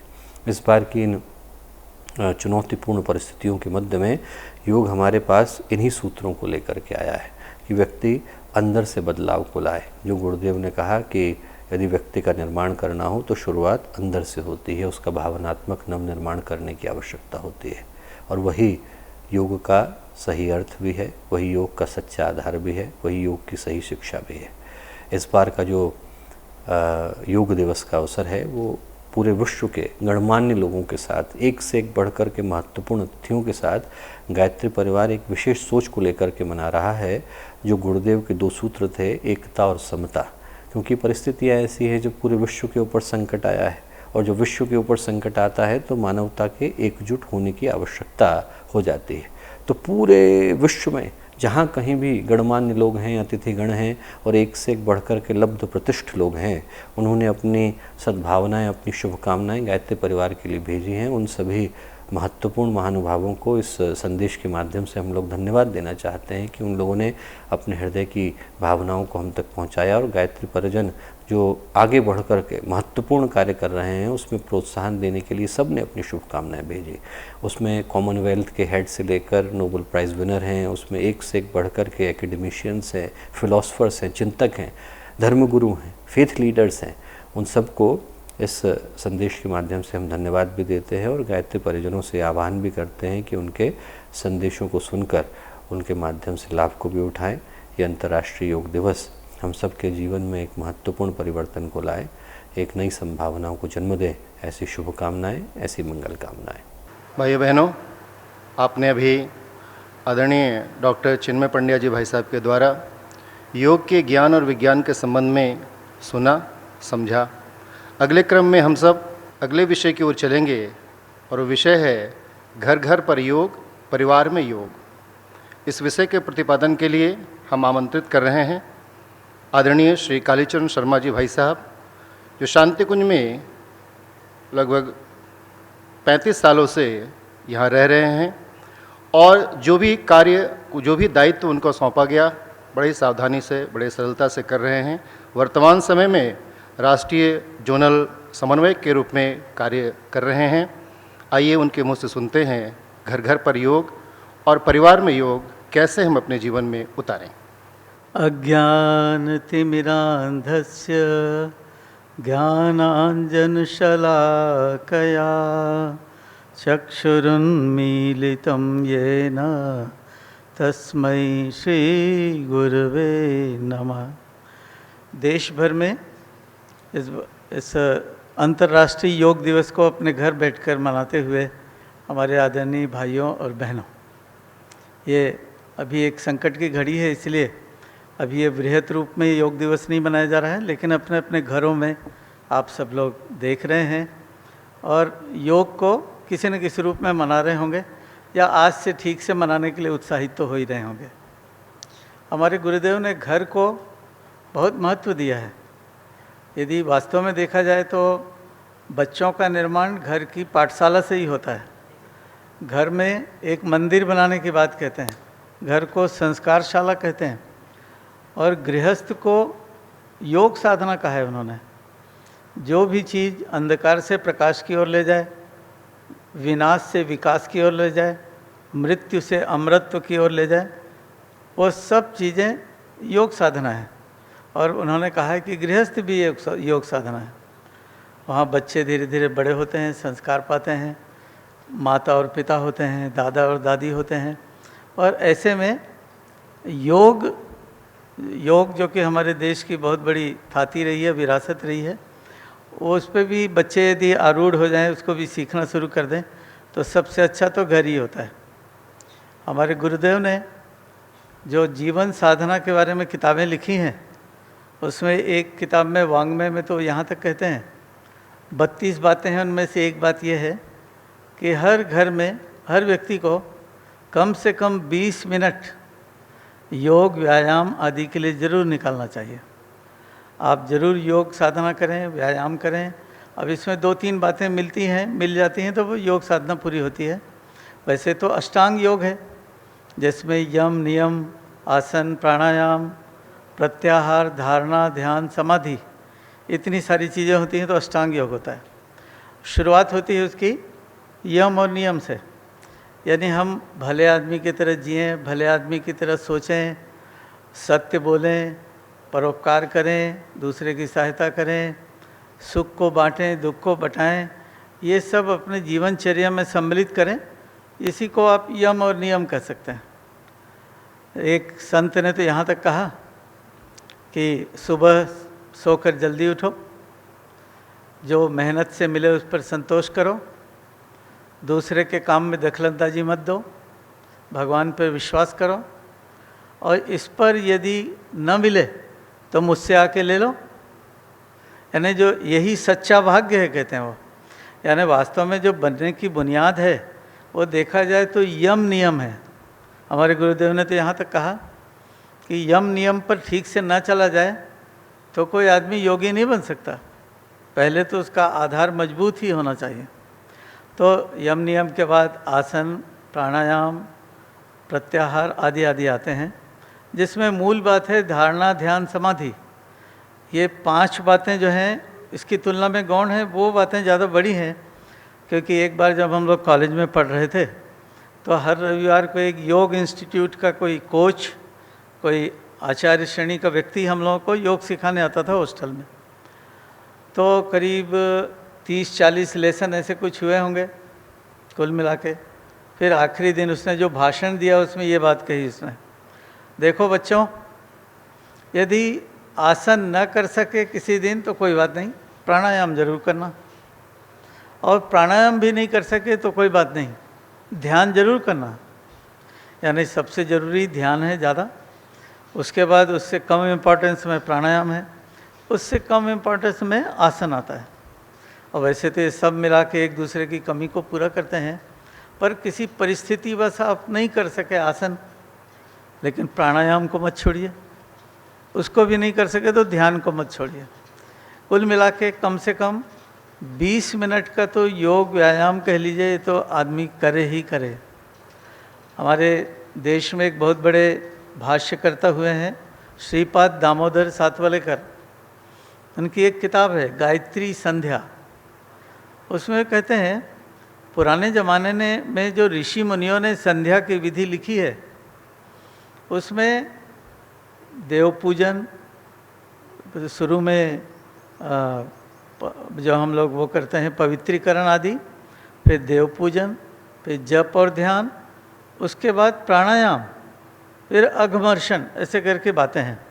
यानी प्राणायाम पहले संध्या का बहुत ही अविभाज्य हिस्सा था। और वो हिस्सा कितना बड़ा था, यदि आप 20 मिनट जप करते हैं, 5 मिनट से प्राणायाम की शुरुआत होती है, लेकिन जैसे जैसे आपकी उम्र बढ़ती है तो वयस्क होते तक आपको 45 मिनट रोज़ प्राणायाम करना चाहिए संध्या में। यानी प्राणायाम बहुत ही महत्वपूर्ण वस्तु है, संध्या का अविभाज्य अंग है। और जो व्यक्ति 9 वर्ष की उम्र से प्राणायाम करेगा तो आजकल की कही जाने वाली कोई बीमारी उसके आसपास नहीं फटकने वाली है। इसका पूरा वर्णन है उसमें कि कौन सा प्राणायाम कैसे करें, कितने उम्र पर होने पर कौन सा प्राणायाम करें, और पहले वाले प्राणायाम छूटते जाते हैं, अंत में एक प्राणायाम रहता है जो कि पूरे जीवन भर चलता है। और उसके बाद ध्यान तो है ही। ध्यान के बारे में कहा गया है धारणा, ध्यान और समाधि। स्वामी विवेकानंद ने कहीं इस बात को स्पष्ट किया है श्लोक को उद्धृत करते हुए कि जब 12 सेकंड तक आप किसी विषय या वस्तु पर एकाग्र हो जाते हैं तो उसको धारणा की एक इकाई कहते हैं। लेकिन 12 धारणा एकत्र कर लेते हैं तो ध्यान की एक इकाई होती है, और 12 ध्यान एकत्र कर लेते हैं तो वो समाधि की एक इकाई हो जाती है। यानी कुल मिला के धारणा या एकाग्रता लंबे समय तक करने को ही समाधि कहते हैं। और समाधि के बारे में स्वामी विवेकानंद ने अपने अमेरिका के लेक्चर में एक बहुत बड़ी बात कही। उन्होंने कहा कि हमारा मस्तिष्क एक ऐसे अज्ञात प्रदेश में चला जाता है जिसे हम समाधि की अवस्था कहते हैं, और समाधि की अवस्था में ही उतरा है सर्वोच्च ज्ञान और विज्ञान। धर्म क्षेत्र के या विज्ञान क्षेत्र की सर्वोत्तम बड़ी बड़ी खोजें व्यक्ति उस समाधि की अवस्था में ही किया है। वैज्ञानिक नहीं जानते कि वो समाधि की अवस्था में ही खोजते होते हैं। वहाँ पर कई बार ऐसे लोग भी पहुँच गए जो आने और जाने का रास्ता ठीक से नहीं जानते थे, तो वो लौटते समय रास्ते का कचरा भी उठा लाए। अन्यथा वहाँ पहुँचा हुआ आदमी ये कैसे बोल सकता है कि जो तुम्हारी बात ना माने उसे मार डालो। वो किसी की तरफ संकेत कर रहे हैं वो। यानी सबसे बड़ी बड़ी खोज भी समाधि की अवस्था में होती है, और जो धर्म क्षेत्र की बड़ी बड़ी बातें भी समाधि में होती हैं। तो फिर अब योग की परिभाषा देते हैं स्वामी विवेकानंद। वहाँ तक क्रमबद्ध विज्ञान सम्मत ढंग से जाने और वहाँ से विज्ञान सम्मत ढंग से लौटने के विज्ञान विधा को योग कहते हैं। यानी हम योग सीख लें तो हर गृहस्थ के लिए उपयोगी है, विद्यार्थी के लिए उपयोगी है, गृहिणी के लिए उपयोगी है। हमारे गुरुदेव की एक किताब है, बुढ़ापे की तैयारी इस तरह करें। आप कहेंगे आप बुढ़ापे की बात क्यों कर रहे हैं? क्योंकि हर एक को बूढ़ा होना है ना, जवानी से शुरुआत करनी पड़ेगी बुढ़ापे की। तो उन्होंने 2 बातें कही हैं। बुढ़ापे में एक तो बात होती है कि शरीर पराधीन हो जाता है, काम नहीं कर पाता।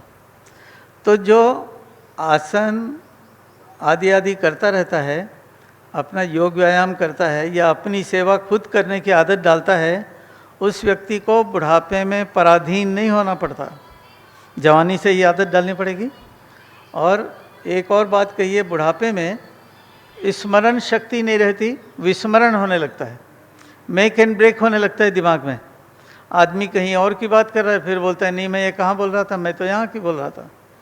तो इससे बचने का उपाय गुरुजी ने कहा है, जो जवानी के दिनों से ही ध्यान करते हैं, उपासना करते हैं, मंत्र जपते हैं, बुढ़ापे में उनको विस्मरण नहीं होता।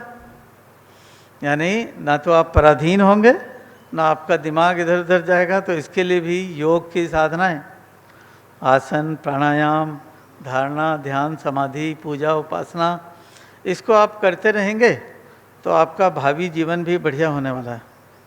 यदि आप विद्यार्थी हैं, जो हमारे श्रोतागण हैं, परिजन हैं, मान लो उसमें कोई विद्यार्थी होंगे, तो विद्यार्थियों के लिए तो विवेकानंद की एक बहुत बड़ी उक्ति है।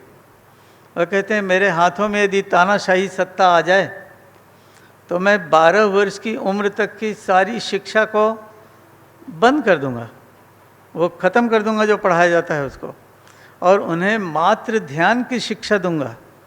11 या 12 वर्ष का उन्होंने।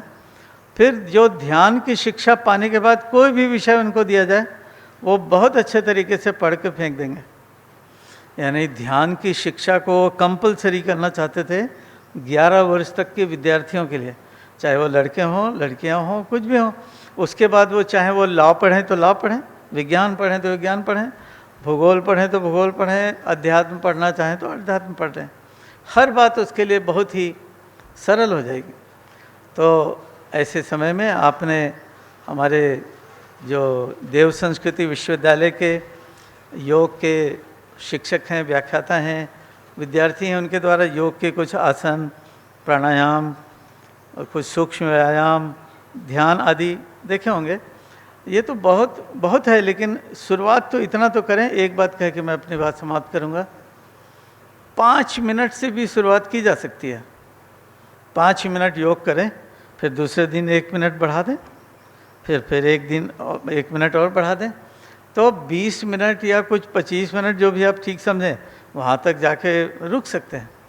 विनोबा जी जैसे महापुरुष के बारे में मैंने पढ़ा कि वो ज़मीन खोदना, ज़मीन की खुदाई करना 5 मिनट से शुरू किए थे। रोज़ खोदते थे, 1 मिनट बढ़ाते जाते थे, फिर 2 घंटे प्रतिदिन ज़मीन खोदते रहे जीवन भर। है आदमी ऐसा करना चाहे तो 20-25 मिनट योग व्यायाम तो कर ही सकता है। आप सबको खूब मंगल कामनाएं, शुभकामनाएं। आपका शरीर स्वस्थ हो, मन स्वच्छ हो और आप अच्छे अंतःकरण वाले, शुद्ध अंतःकरण वाले व्यक्ति बने, भाव आपका जागे, ऐसी मंगल कामना। गुरुदेव माता जी के आशीर्वाद हमारी मंगल कामना है। आपने आदरणीय कालीचरण भाई साहब जी के द्वारा सुना घर घर पर योग, परिवार में योग। अगले क्रम की ओर चलेंगे और अगले क्रम में उसका जो विषय है बहुत ही प्यारा विषय है, भारत की पहचान है योग। कहीं भी दुनिया में योग की चर्चा होती है या किसी के मन में योग के संबंध में जानने की उत्कंठा होती है तो दृष्टि भारत की ओर जाती है। और इसी विषय के प्रतिपादन के लिए हम सबके वरिष्ठ आदरणीय वीरेश्वर उपाध्याय जी भाई साहब, उनको आमंत्रित करेंगे। आप सब उनसे लगभग सब परिचित ही हैं। 64 वर्षों से गुरुदेव के सानिध्य में वो अपना जीवन यापन कर रहे हैं और जो भी दायित्व मिला मथुरा से लेकर के हरिद्वार तक सारे दायित्वों को उन्होंने बखूबी निभाया, तपस्वी का जीवन जिया, आदर्श गुरुदेव के अपने जीवन में जितना उतार सकते हैं उतारने की पूर्ण कोशिश की है, सफल कोशिश की है। हम उन्हें आमंत्रित कर रहे हैं इस विषय के प्रतिपादन के लिए। भारत कैसे योग के लिए जाना जाता है, पहचाना जाता है। ओम नमो ब्रह्मण्यदेवाय गो ब्राह्मणहिताय च जगद्विताय कृष्णाय गोविंदाय नमो नमः। योग दिवस पर सभी योग साधकों, इस दिशा में रुचि रखने वालों को नमस्कार, बहुत बहुत अभिनंदन। योग दिवस भगवान की कृपा है कि पूरे विश्व में मनाया जाने लगा और इसकी शुरुआत योग आसनों से हुई और लोगों को ये समझ में आ गया कि भारत की जो योग की आसन की, योग व्यायाम की पद्धति है वो और पद्धतियों की अपेक्षा बहुत अच्छी है। इसे सभी वर्ग के लोग कर सकते हैं और इसमें शरीर के साथ मन बुद्धि का भी योग होता है। अखाड़े में लगले पहनने वालों को कसरत तो खूब करते हैं, शरीर तो फूल जाता है, लेकिन उनको आरोग्य प्राप्त हो जाएगा ये नहीं कह सकते और वो बुढ़ापे तक स्वस्थ बने रहेंगे ये भी नहीं कह सकते। घुटनों की तकलीफ अक्सर हो जाती है ऐसे लोगों को। लेकिन लोगों ने देखा कि योग व्यायाम ऐसा व्यायाम है जो हर वर्ग का व्यक्ति कर सकता है, हर श्रेणी का व्यक्ति कर सकता है, हर आयु का कर सकता है और वो अंत तक कल्याणकारी है। तो ये तो योग व्यायाम के रूप में भर मान्यता मिली और इसी आधार पर योग दिवस ही मनाया जाने लगा।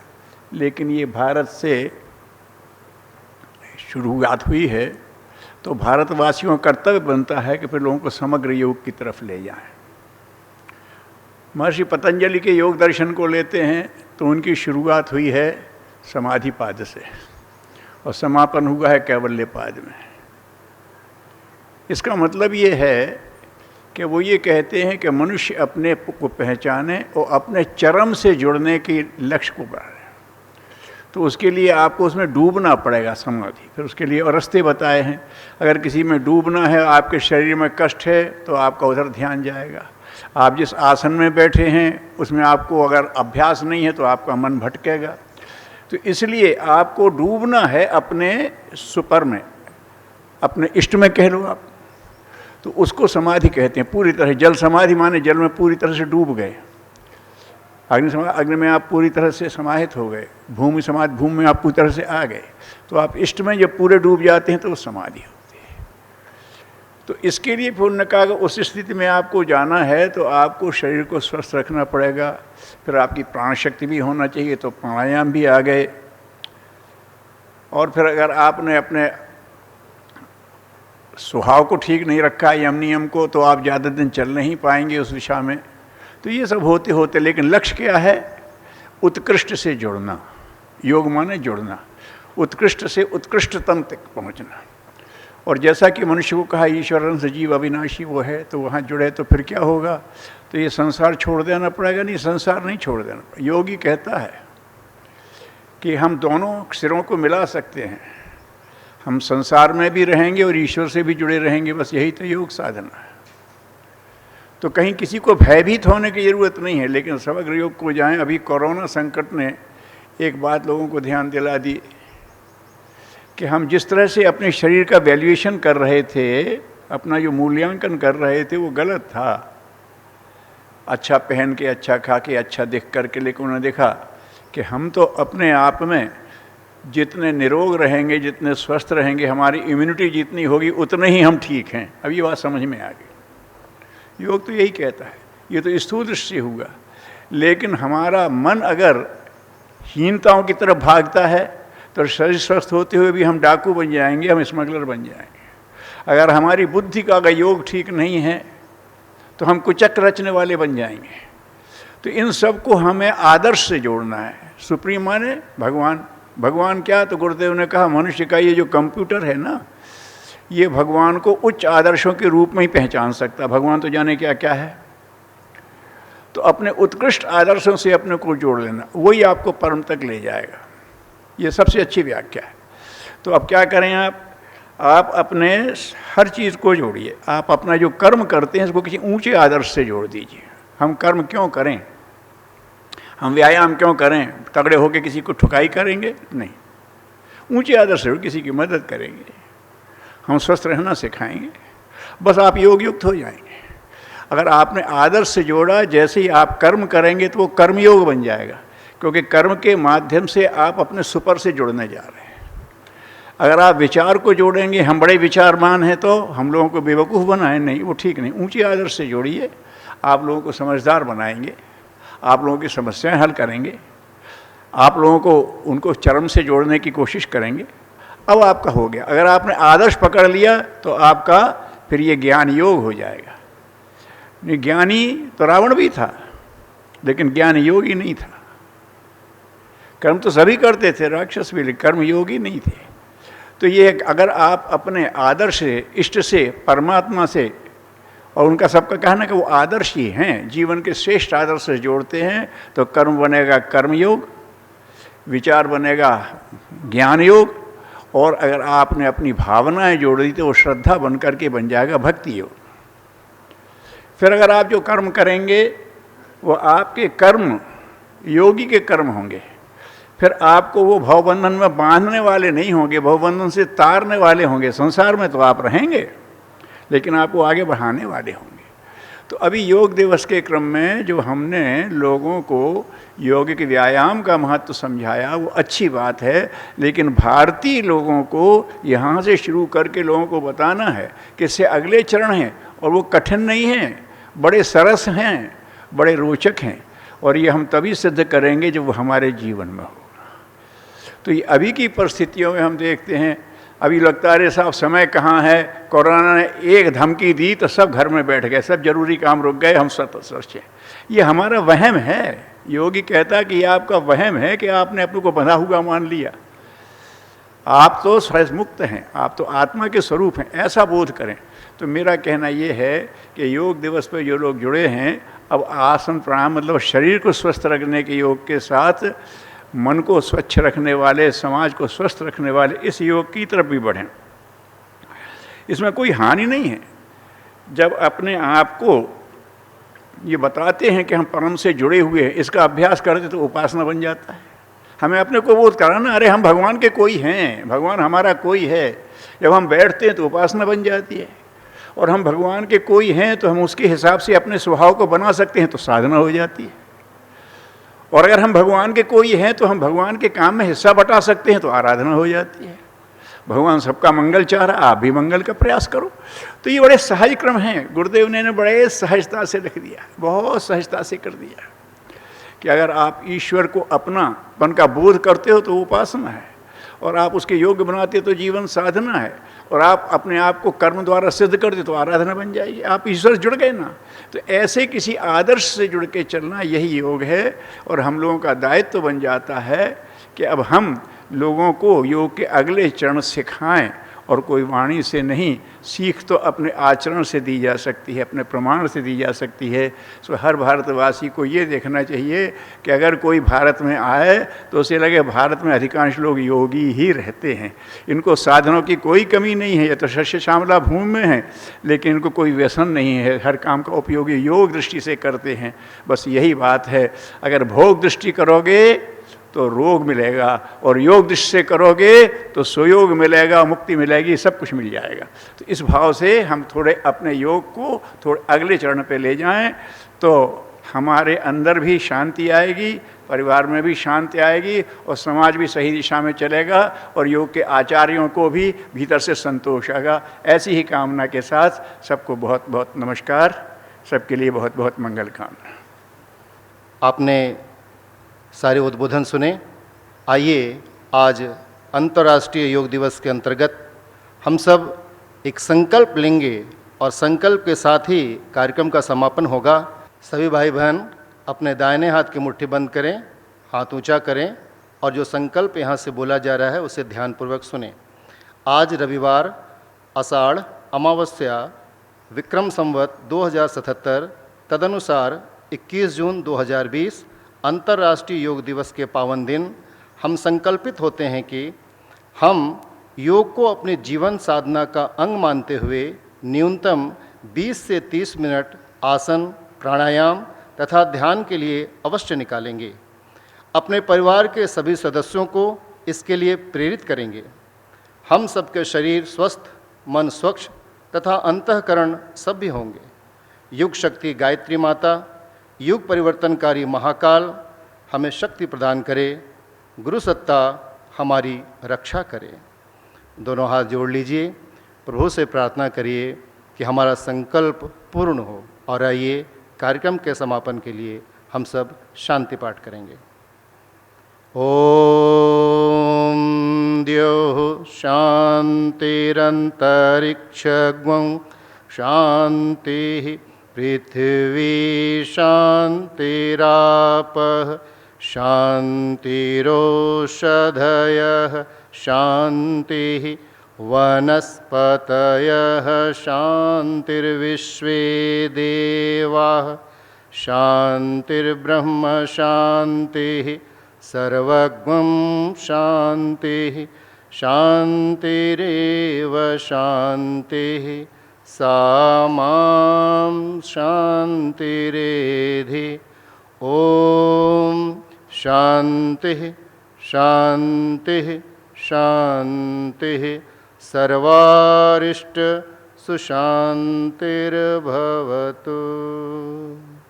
हमारे YouTube चैनल शांति कुंज वीडियो गायत्री परिवार को सब्सक्राइब करें एवं बेल आइकन जरूर दबाएं ताकि गायत्री परिवार की विभिन्न गतिविधियों की जानकारी आपको मिलती रहे।